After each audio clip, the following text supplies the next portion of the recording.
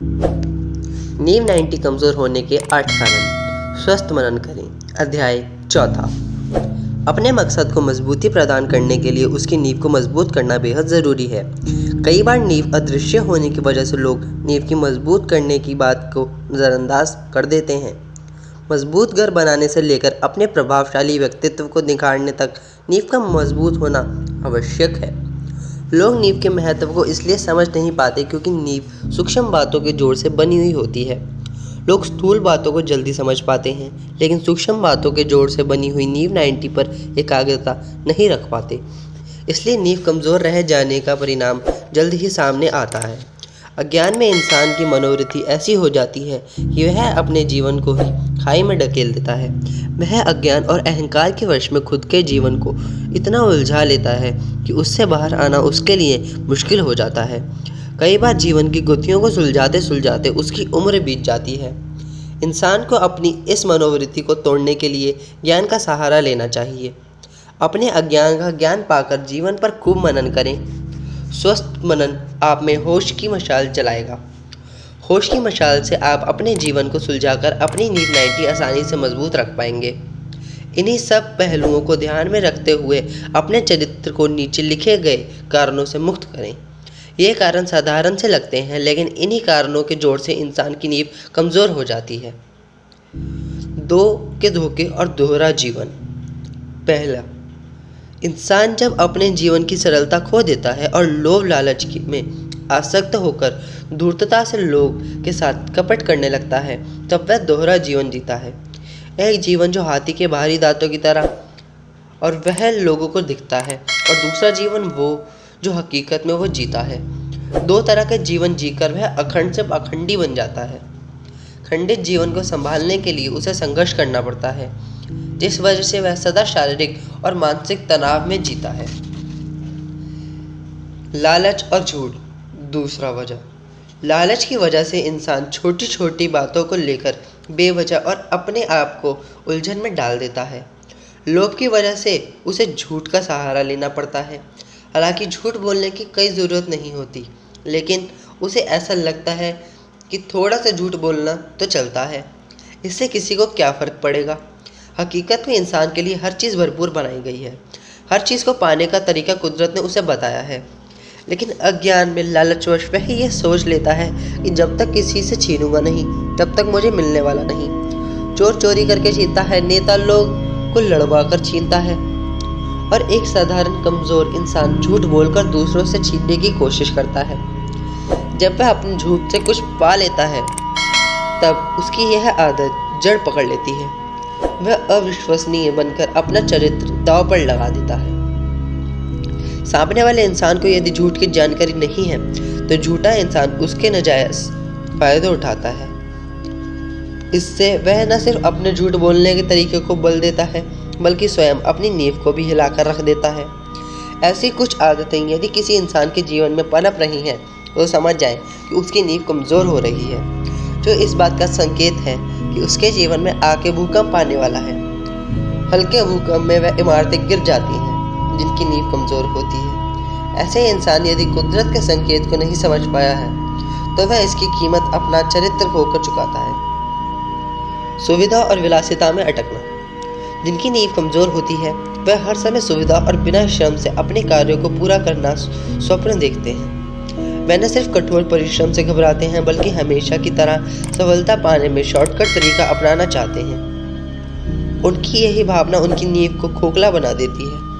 ऐसे लोगों की मानसिकता यह होती है कि कैसे कठोर परिश्रम से कैसे दूर रहें, और तो और उनके दिमाग में यह फितूर सवार रहता है कि कैसे जल्द से जल्द अपने कामों में पीछा छुड़ाएं तथा तुरंत सफलता पाएं। ऐसी सफलता पाने के लिए वह भ्रष्टाचार, नफरत तथा गलत लोगों का सहारा लेना भी से नहीं चूकते। गलत लोगों के संग में भला नींव कैसे मजबूत रह सकती है। जिन्हें अपनी व्यक्तिगत महत्वाकांक्षाओं की ऊंचाइयों को छूना है, वह शॉर्टकट तरीका अपनाकर अपनी नींव को कमज़ोर व ढीला कर लेते हैं। ऐसे लोग अपने चरित्र से कई लेना देना नहीं रहता। वह धोखे, छल कपट से धन एकत्रित करने में लगे रहते हैं और अपनी महत्वाकांक्षा को जल्द से जल्द पूरा करने की सोचते हैं। में अपनी सुविधा अनुसार जिंदगी को समेटने में किसी भी हद तक जा सकते हैं। ये लोग समाज के लिए खतरा भी बन सकते हैं। इन लोगों की धारणा धोखा और फ्रेब पर टिकी होती है। प्रत्येक मनुष्य को यह ज्ञात होना चाहिए कि सच्ची सफलता के लिए शॉर्टकट की नहीं बल्कि तकनीक युक्त परिश्रम की आवश्यकता होती है। अतः अपनी नींव को सबल बनाने के लिए हमें सुविधा की कामना को घटाकर अपनी योग्यता तथा परिश्रम को प्राथमिकता प्रदान करनी चाहिए। अज्ञान, चौथा कारण। आज के इस युग में लोगों में अपने असली अस्तित्व के बारे में पूरी तरह से अज्ञान व्यक्त है, खासकर नवयुवकों में, जो अपने व्यवहार से लोगों को कोप का शिकार बनते हैं। यह सब उनकी अज्ञान युक्त चरित्रहीनता की वजह से होता है। सभी पवित्रताओं में अंतर्मन की पवित्रता ही मुख्य है। यदि आप अपने भीतर पनपते अवगुणों जैसे काम, क्रोध, लोभ, मोह, वासना, ईर्ष्या और द्वेष को समझ से नहीं मिटाएंगे या ध्यान की तकनीक से इन्हें दिशा नहीं देंगे, तो आपकी शारीरिक ऊर्जा का एक बड़ा भाग इनमें व्यर्थ चला जाएगा। यह प्रवृत्तियां केवल शरीर को ही नहीं बल्कि भाव, मन, वचन और कर्म को भी दूषित करती हैं। इससे एक और आत्मविश्वास रुक जाता है तो दूसरी और सामाजिक और सांस्कृतिक उन्नति का मार्ग भी अवरुद्ध होता है। आजकल अज्ञान की वजह से लोगों का मानसिक पतन हो गया है। वह समझने लगे हैं कि चाहे कितने भी पाप क्यों न किए जाएं, लेकिन वह किसी तीर्थ स्थान पर चले जाएंगे तो उनके सारे पाप धुल जाएंगे। यह मानसिकता अज्ञान और पंडितों के व्यवसाय बुद्धि की वजह से पैदा हो चुकी है। जब तक आपको इस बात का ज्ञान नहीं कि आपके हाथ में हीरे हैं, तब तक आप उन्हें मामूली पत्थर समझकर रास्ते पर यूं ही फेंकते रहेंगे। आज के पढ़े लिखे युवा कई बार गलत संगत में पड़कर अपने जीवन का बहुमूल्य समय व्यर्थ गंवा देते हैं। इससे आगे चलकर पछताने के अलावा उनके पास कुछ नहीं रहता। अज्ञान में कोई नशीले पदार्थ का सेवन करने लगता है तो कोई मदिरा का अभ्यस्त हो जाता है। कभी कभी तो नौजवानों में हिंसा की भावना इतनी प्रबल हो जाती है कि वो मात्रा में दिखाई लगती है कि वे कानून व्यवस्था के लिए खतरा बन जाते हैं। अज्ञान में किसी गलत कार्य को करना, यकीनी गलत चीजों का आदी हो जाना निर्दुर्बलता की निशानी है। इंद्रिय सुख की लालसा में फंसना, पांचवा कारण। इंसान मन के द्वारा 5 इंद्रियों का मालिक है, लेकिन वह इंद्रियों के सुख के लिए अनुशासन के अभाव में भटकता रहता है। आग में जितना घी डाला जाएगा, आग उतनी ही भड़केगी। इंसान सोचता है कि इंद्रियों की इच्छा पूरी करके उसे संतुष्टि मिलेगी, लेकिन अंत में वह यह पाता है कि इंद्रियों को हर सुख देने के बाद भी लालसा नहीं मिटी। उल्टा इंद्रियों की सेवा करने के बाद मन की गलत वृत्तियां और भी बढ़ती रहीं। इसलिए सदा इंद्रियों के सुख के पीछे अति में न जाते हुए मध्यम मार्ग अपनाएं। हर इंद्रियों के उपयोग में संतुलन बनाए रखें। आपकी नींद ना ज़्यादा हो ना कम, आपका भोजन ना ज़्यादा हो ना कम। आप यदि काम और आराम को सही मात्रा में सही अंतराल के बाद उपयोग में लाएंगे तो आप इंद्रियों के गुलाम नहीं मालिक बनेंगे। इंसान इंद्रिय सुख के लिए मानवता, नैतिकता, स्वाभाविकता एवं स्वयं के उद्देश्यों को भूलता जा रहा है। अब हमें क्या करना होगा? हमें अपने अंदर दैहिक सुखों के मोह के प्रति विवेक जगाना होगा। किसी भी सुख की अति में ना जाकर आत्मनियंत्रण का प्रयोग करना होगा। बहुत जल्द ही यह हमारा स्वभाव बन जाएगा। इस तरह हमारी इंद्रियां नींव 90 को गिरने की बजाय सहयोग करेंगी। आलस्य का शिकार होना, छठा कारण। आलस की ही वजह से इंसान के शरीर की तमाम शक्तियां निष्क्रिय हो जाती हैं। इंसान का शरीर ऊर्जावान होते हुए भी आलस्य की वजह की नींव पर सवार रहता है, जिससे उसकी नाव जीवन की नदी के किनारे पर ही पड़ी रहती है। किसी भी काम को करने की शक्ति आप में हो, मगर आप शरीर सुस्त हो तो आप कभी भी अपने काम को अंजाम नहीं दे सकेंगे। जिस कार्य की शुरुआत ही नहीं हुई है उसका पूर्ण होना तो दूर की बात है। अपूर्ण काम बहानों को जन्म देते हैं, बहाने झूठ को जन्म देते हैं, बार बार बोले गए झूठ गलत वृत्तियों को जन्म देते हैं और गलत वृत्तियां चरित्रहीनता को जन्म देती है। इस तरह से आपने देखा कि आलस की वजह से इंसान अपनी नींव पर कैसे खुद कुल्हाड़ी मारता है। आलस मनुष्य का सबसे बड़ा शत्रु बन सकता है, क्योंकि आलसी इंसान कर्म करने की शुरुआत ही नहीं करता, बिना योग्य कर्म के चरित्र नहीं बनता। इसलिए इंसान को किसी भी काम के आलस नहीं दिखाना चाहिए। काम चाहे घर का हो, व्यक्तिगत जीवन यापन का हो या समाज का हो। उसे इंसान को जी नहीं चुराना चाहिए। इंसान को विश्वसनीय बनने के लिए ना सिर्फ अपने गलत व्यवहार को बल्कि अपने अंदर के आलस को भी निकाल फेंकना चाहिए। तभी वह अपने बाकी बचे नकारात्मक पहलुओं को सुधारने का कर्म कर पाएगा।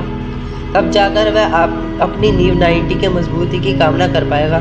वरना लोग उसकी सुस्ती की वजह से यह कभी विश्वास नहीं कर पाएंगे कि वह उनका काम समय पर समाप्त कर पाएगा। संस्कारों की कमी।